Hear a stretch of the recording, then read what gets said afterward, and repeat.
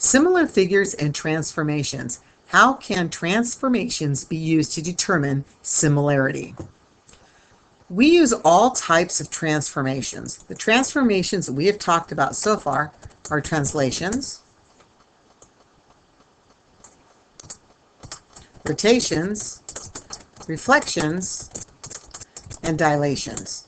All of these transformations can be used to obtain one from the other. In other words, to go from place to place to place in a sequence of transformations. They all do different things. A translation is a slide, a rotation is a turn, a reflection is a flip, and a dilation is either enlarging an object or shrinking an object. We have to remember about dilations is that when we are enlarging an object, we are using a whole number, and when we are shrinking an object, we use a fraction. Now, similar figures have the same shape, but not necessarily the same size. So here's an example of what similar figures look like. These two are right triangles, ABC and DEF. We can tell they're not the same size, but we can tell that they are similar in that they are triangles and that they are right triangles. So our symbol for similarity is this little tilde mark. Now, we've been talking about congruency before this, and the symbol for congruency is an equal sign with a tilde mark over the top of that. Now, how is congruence different from similarity? Let's get into a little bit more specific. We know that congruent is the same shape, has the same measured angles, and has the same measured sides. When we talk about something similar, it has the same shape and same measured angles. It does not have the same measured sides, as we can see by the diagram right above. Let me make a better congruent sign because that one didn't look good. There we go.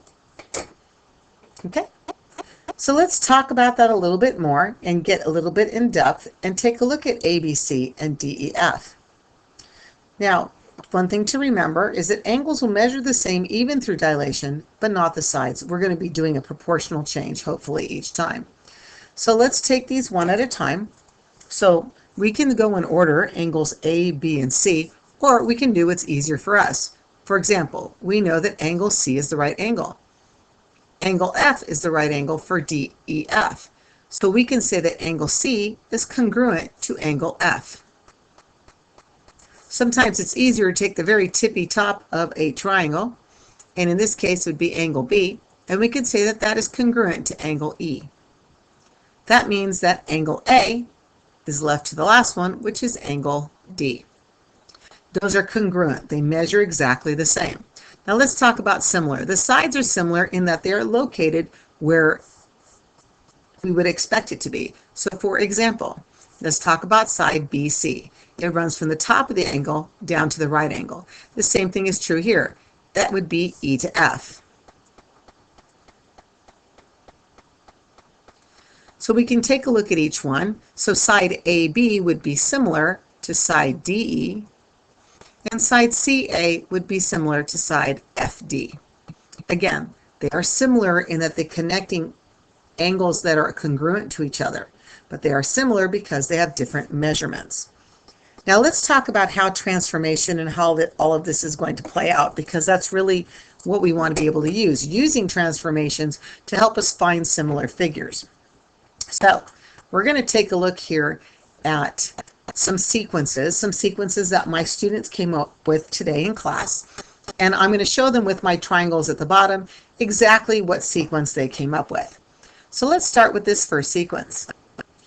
They told me first that I should reflect across the y-axis. So I'm going to take this triangle here and put it reflecting across the y-axis, which would drop us right in about that spot. Move it up just a little bit. Okay. Now the next step they gave me in trying to get it to land on top of it was that I needed to dilate by 1/3. So let's do a little bit of math here, because in order to do dilations, we have to have at least 1 point so we know what's going on. Now, how did they come up with 1/3? Well, they did a measurement.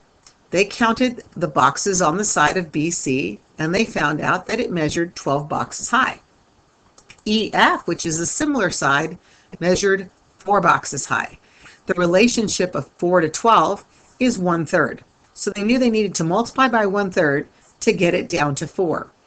Now what that does is not only change the size, but it's going to change the location because we dilate from the origin. So for example, this point here would be at 3, -3. In order for me to find out where it would go after a dilation, I would have to divide this by 3, which is the same as multiplying by 1/3. So my new point then would be located at 1, -1. So I'm going to take my new triangle and put it right there in that spot. So I'm going to use this purple one here and put it in that spot. So that's where they would be. And then they said from there they would translate up 3 units, 1, 2, 3, and 1 to the right, and they would be right on top of it. So that's how they found the first one. Let's see what else we can find here. We have a couple more that we can look at. And again, there are many, many ways that you can do a transformation. This is just 3 examples. So again, remember we're going from A, B, C to D, E, F. Are there other ways to start? Well, they came up with the idea of let's start the dilation first. Let's shrink it, that way we can move it around. So once again, they looked at the corner point. They picked a point. It didn't matter which one. They tried to take the one with the smaller numbers.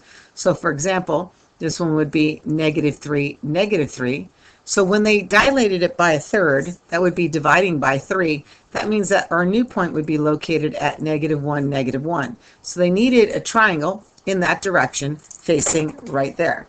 So let me get you one right here. Then what they did is they translated up 3 units and 1 unit to the right.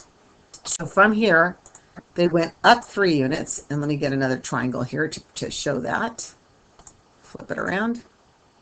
So from here, they went up 3 units, 1, 2, 3, and 1 to the right. So now they're in this spot. And they came up with the idea that it would be great if they could reflect over. So, but what would they reflect over? Reflecting over the y-axis would just get them in the exact, that would put them exactly on the other side, but they wanted to land on top of that. So they split the difference. They decided that their point or line of reflection was going to be right there through 1. So let me get a line here to do that. So they put a line of reflection here at x equals 1, and then they reflected this purple one over that line of reflection and landed right on top of DEF. Very clever, using other places to reflect over that aren't necessarily the axis is. Okay, let's take a look at one more different approach. And again, there are many, many approaches. They decided that let's start out by rotating 180 degrees around the origin. So taking this and rotating it around. Now, when you do that, not only is it going to flip 180 degrees and be upside down, but remember this location here. If we remember our formula, we know that we will take this point, in order to do 180 degrees, we'll take the opposite of both points. So this is at -3, -3. That means that point C, when it's upside down, will be at +3, +3. So we'll put it right there. So there's our 180 degree rotation around the origin. Then they decided that it would be a good idea to dilate it by 1/3 then. Let's get it down to the right size. So once again, we're starting at 3, 3. So you got to take it by 1/3. That would move it down to 1, 1.